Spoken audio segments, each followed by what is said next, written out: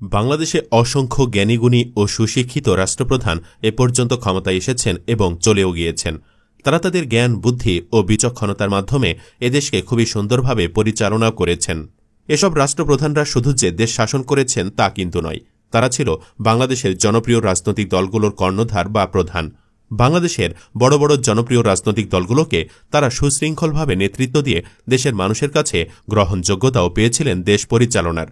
তো বন্ধুরা, আজকের এই ভিডিওটিতে আপনাদের জানাবো ১৯৭১ সাল থেকে এ পর্যন্ত যতজন রাষ্ট্রপ্রধান এদেশকে শাসন করেছেন তাদের মধ্যে সবচেয়ে শিক্ষিত ৮ জনপ্রিয় রাষ্ট্রপ্রধানের সম্পর্কে। তাছাড়া আরও জানাবো এসব রাষ্ট্রপ্রধানের মধ্যে কে সবচেয়ে বেশি শিক্ষিত এবং স্মার্ট। তো চলুন আর কথা না বাড়িয়ে ভিডিওটি শুরু করি।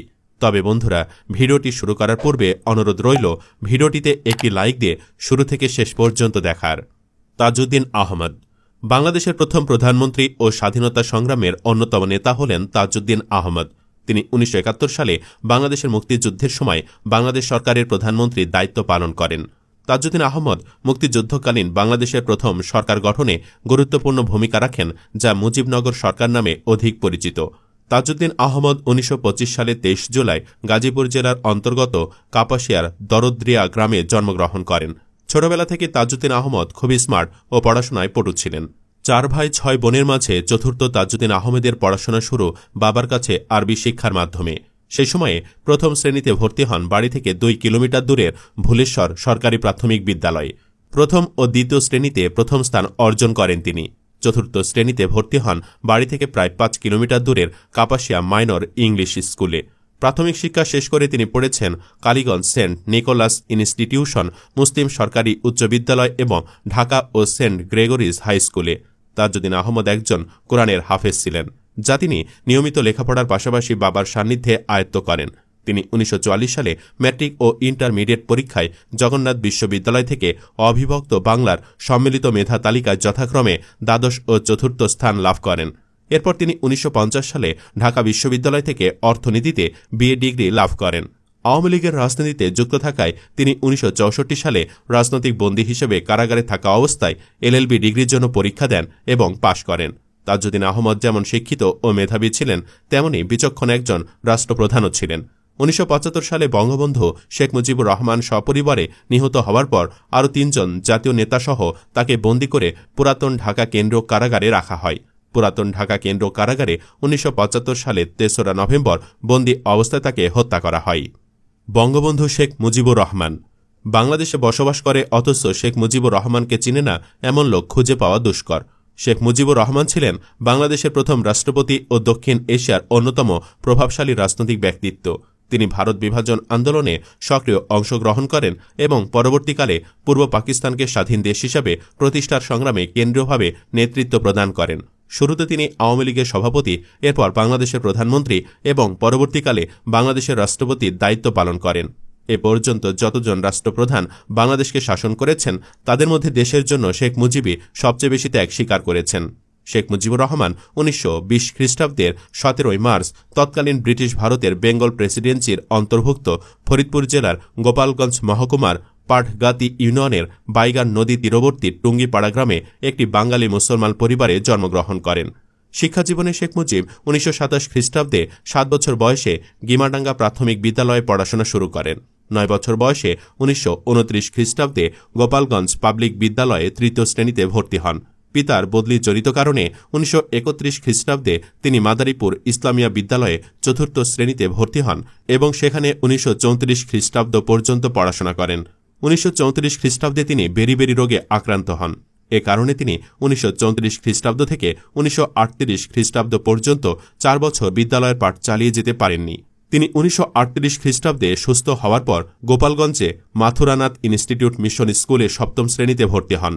পরবর্তীকালে গোপালগঞ্জ মিশনারি স্কুল থেকে তিনি ১৯৪২ খ্রিস্টাব্দে ম্যাট্রিকুলেশন পাশ করেন।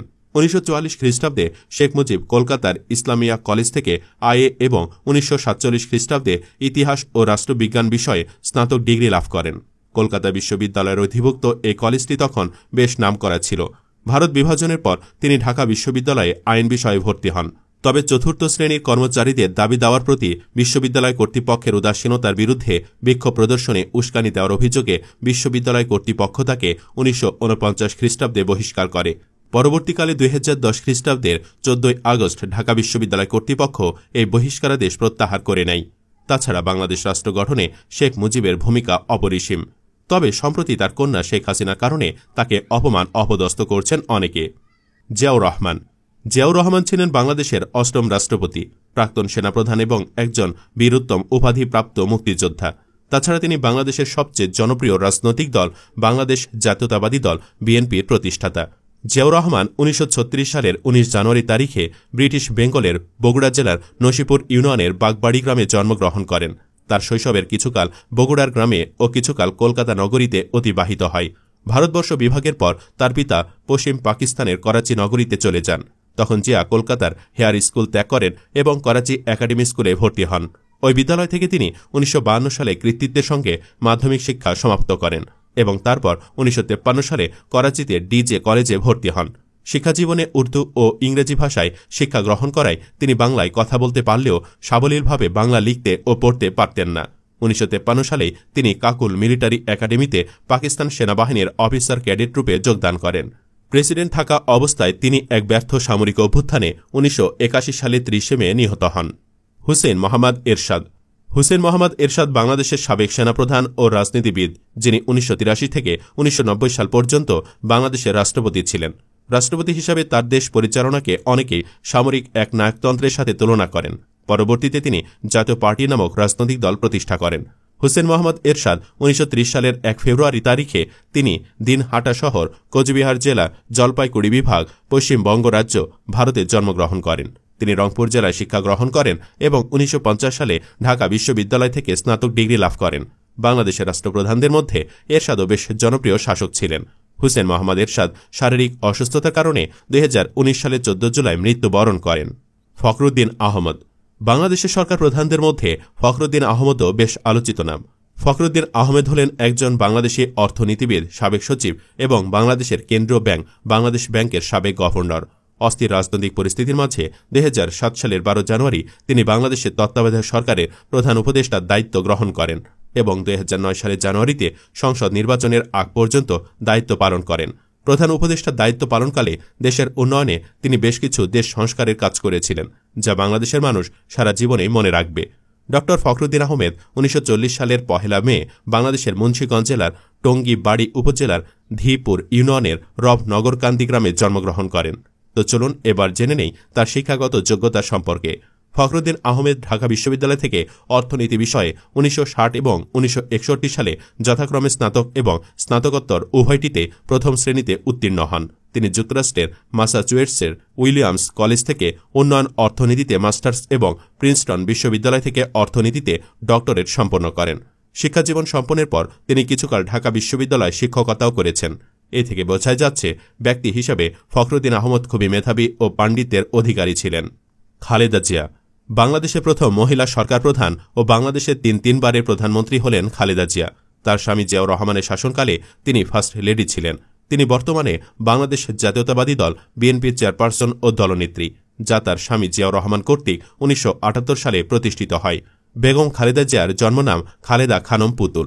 15 আগস্ট 1945 সালে দিনাজপুরে তিনি জন্মগ্রহণ করেন। খালেদা জিয়া 5 বছর বয়সে দিনাজপুরের মিশন স্কুলে ভর্তি হন। এরপর তিনি দিনাজপুর সরকারি বালিকা উচ্চ বিদ্যালয় থেকে 1960 সালে ম্যাট্রিকুলেশন পাশ করেন। একই বছর তিনি জিয়াউর রহমানকে বিয়ে করেন। এরপর থেকে তিনি খালেদা জিয়া বা বেগম খালেদা জিয়া নামে পরিচিতি লাভ করেন। তিনি স্বামীর সাথে পশ্চিম পাকিস্তানে বসবাসের পূর্বে 1965 সাল পর্যন্ত দিনাজপুরের সুরেন্দ্রনাথ কলেজে পড়াশোনা করেন।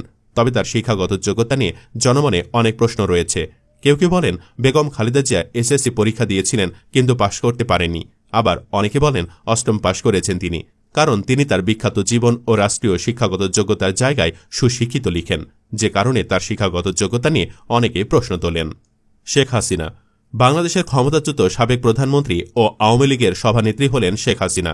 তিনি 1996 সাল থেকে 2001 সাল এবং পরবর্তীতে 2009 সাল থেকে 2024 পর্যন্ত বাংলাদেশের প্রধানমন্ত্রী ছিলেন।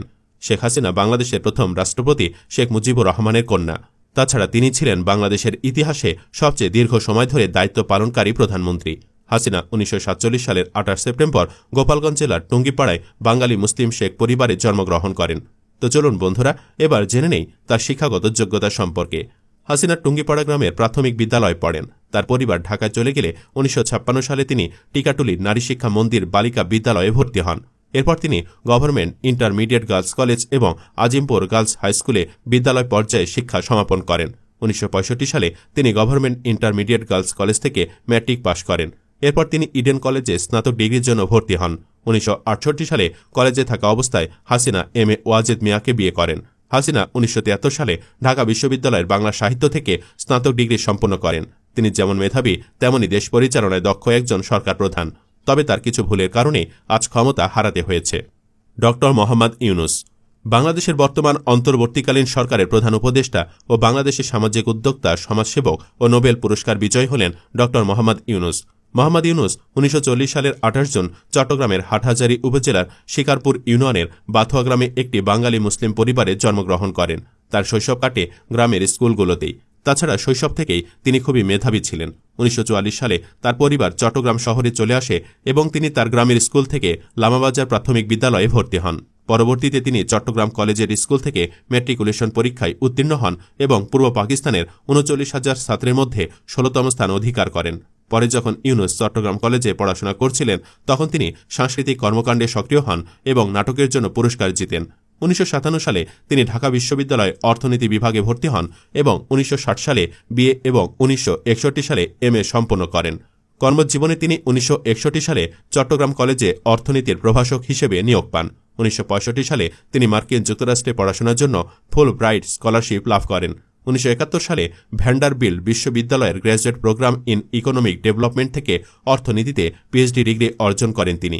1969 থেকে 1972 সাল পর্যন্ত ইউনুস মারফিস বোরোতে মিডল টেনেসি স্টেট ইউনিভার্সিটিতে অর্থনীতির সহকারী অধ্যাপক ছিলেন। পরবর্তীতে তিনি আবার চট্টগ্রাম বিশ্ববিদ্যালয়ে অর্থনীতি বিভাগে সহযোগী অধ্যাপক হিসাবে যোগ দেন এবং বিভাগের প্রধান হিসেবে দায়িত্ব পালন করেন। পরবর্তীতে 1983 সালে তিনি গ্রামীণ ব্যাংক প্রতিষ্ঠা করেন এবং বিশ্বব্যাপী এটি বিস্তৃত করেন।